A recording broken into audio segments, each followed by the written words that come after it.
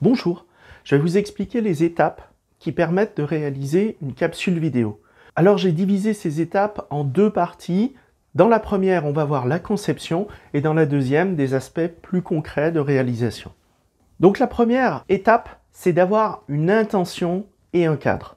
En fait, il faut toujours commencer par bien définir quel est notre besoin et quel est notre objectif. Il faut savoir où on va, il faut savoir pourquoi on veut faire cette vidéo, qu'est-ce qui la motive.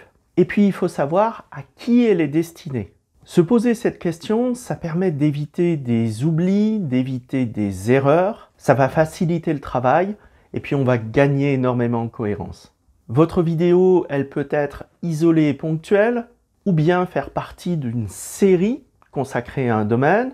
Elle peut avoir une utilisation très ciblée, très centrée, ou bien être assez générale pour être réemployée dans différents contextes. Tout ça, il faut le définir comme première étape. La deuxième étape, c'est l'étape de la conception. Maintenant qu'on sait où on va réfléchir à comment y aller. Avec un impératif lié à la vidéo, il faut que ce soit court, graphique, dynamique, efficace. Vous devez réfléchir aux points essentiels que vous voulez transmettre. Ce seront les clés de voûte de votre vidéo. Vous devez également structurer ces éléments, les faire passer selon un certain ordre. Votre vidéo aura une introduction, une ou plusieurs parties, et puis une conclusion. Vous devez réfléchir aussi au type de vidéo que vous voulez produire en fonction des sources d'images que vous allez employer.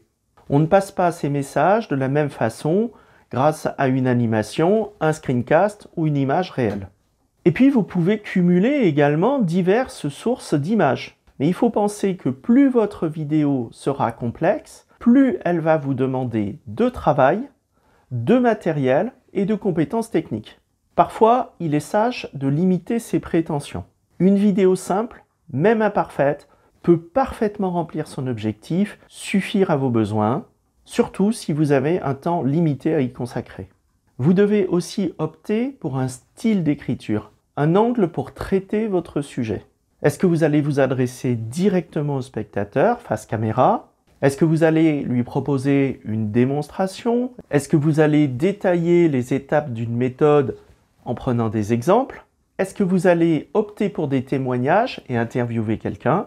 Est-ce que vous allez immerger votre spectateur avec des personnages dans un contexte particulier? Est-ce que vous allez faire du second degré?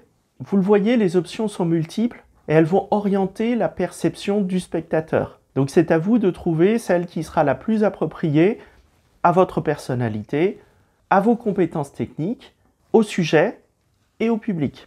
Et puis bien sûr, dans le cadre d'une vidéo à visée pédagogique, il faut réfléchir à l'utilisation pédagogique que vous allez en faire. Soit en capsule vidéo utilisée en lancement de cours, en conclusion, soit en outil de travail autonome avec éventuellement de la classe inversée ou de la différenciation. Voilà, à la fin de cette deuxième étape, on sait où on va, on sait comment on va y aller en ayant vu les différents points. Maintenant, on va pouvoir passer à du concret en écrivant puis en réalisant la capsule vidéo.